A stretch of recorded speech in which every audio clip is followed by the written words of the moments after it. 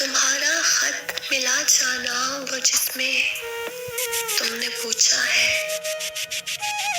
वो जिसमें तुमने पूछा है कि अब हालात कैसे हैं, मेरे दिन रात कैसे हैं।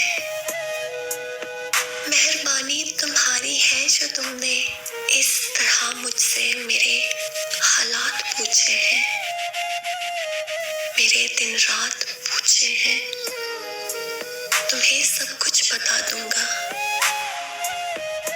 तुम्हें सब कुछ बता दूंगा, मुझे इतना बता दोगे।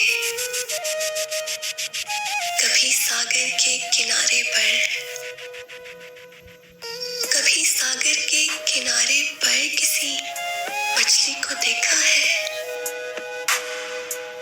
कभी सागर के किनारे पर किसी मछली को देखा है, वो जिसको गहरे पानी की